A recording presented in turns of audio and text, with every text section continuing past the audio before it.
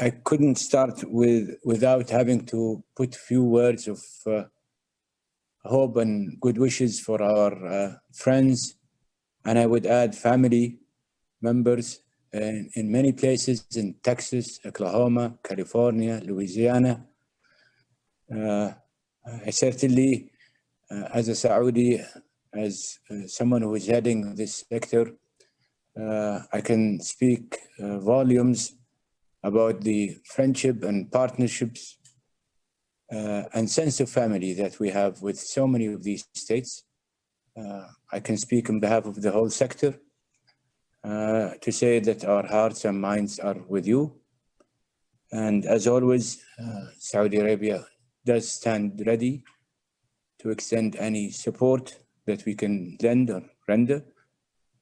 We would leave no capacity that we have within our reach that we could offer to help and support, that we will be ready and stand ready to be that supportive friend and a supportive family member.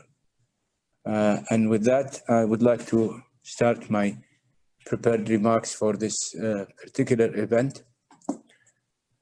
To start with, ladies and gentlemen, it is my pleasure to welcome you all to the 11th Symposium of Energy Outlook. This trilateral symposium is the result of a collective and dedicated work of the very capable team in the three organizations. So I would like to have everybody to thank our colleagues at OPEC, the IEA, the IEF for their hard work and commitment. So much has happened since our meeting in February last year. Then we were able to get together in person, since we were in the very early stages of what the World Health Organization would later declare as epidemic. Who would have thought that 1 year later we would be meeting virtually, rather than at the IEF headquarters in Riyadh? It shows how impossible this has been to predict. Still, you still recall that in my remark at last year's meeting, I rang the alarm bell about the potential impact of the pandemic on oil market and highlighted the need to be vigilant and take action. I said then that the pandemic was like a house on fire, and we could either try to fight it with a garden hose or call out the fire brigade. Although these comments were said under Chatham House rules, they were spread widely. The results since then demonstrate that Saudi Arabia view to use the professional fighter or firefighters was the correct one. It took either a whole while or a while to come around to this view, by which time we needed to have multiple fire brigades. The historic production adjustment that OPEC and non-OPEC producer, OPEC Plus, have implemented were followed by wider support we forged at the extraordinary G20 Energy Ministerial meeting led by the G20 presidency of Saudi Arabia in April last year. This have cushioned the shock from the COVID-19, enhancing energy security and market stability. We are in a much better place than we were a year ago, but I must warn once again, and I know that I might not be liked by that, against complacency. The uncertainty is very high, and we have to be extremely cautious. The scars from the events of last year should teach us caution.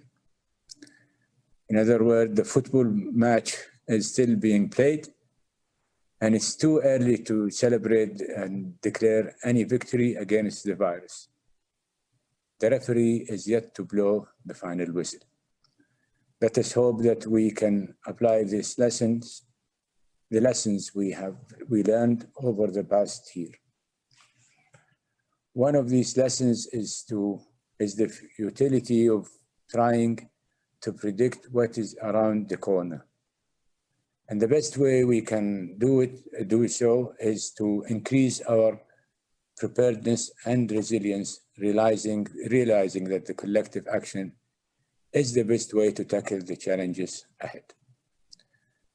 And on the subject of predictability, this also applies to those who are trying to predict the next move of OPEC+. To this, I say, don't try to predict the unpredictable. I would have to say constructive ambiguity in this case is quite, I think. Distinguished guests, long-term models are very useful to represent a complex world and gain insightful analysis, helping the planning process in a more informed and objective manner. However, we also need to recognize the limitation of the models and understand that today projections will turn out to be wrong. Models are highly sensitive to underlying assumptions and are unable to take account of unexpected events. Think of the global financial crisis of 2008, the many geopolitical events and that destabilized markets and trade flows, and the pandemic which disturbed economic activities and human lives. None of these models were able to predict such key events, nor their impact and cascading effects.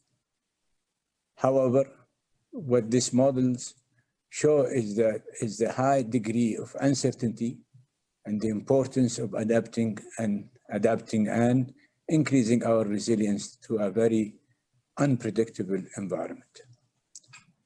This also shows the extent of the challenges we face and the reality that these can be only addressed through collective effort and collective action. Distinguished audience and guests and friends, as the IF enters the 30th anniversary of its first ministerial meeting, Saudi Arabia is proud to be one of the main countries which contributed to the establishment of the IF Secretariat as one of the key international platforms for dialogue. This collaboration was formalized in the agreement of 2010, which identified specific area of cooperation. I know myself, Fatih, and so many others had spent a couple of nights in Paris going through the nitty-gritty document that is bringing us together today between OPEC, of course, and the IEA and the IEF. The impact of COVID-19 pandemic will be absorbed and overcome through greater energy solidarity, dialogue, and data transparency, the fundamental aim and mission of the IEF. This indeed what the Kingdom aimed to achieve during the G20 presidency, G20 presidency through the energy sustainability and energy focus working groups. And I look forward to accelerate our joint effort when Saudi Arabia will host the 17th International Energy Forum Ministerial Meeting and Business Forum in the second half of 2021, which is a hope and a wish that I think all of us should look forward for. Thank you very much.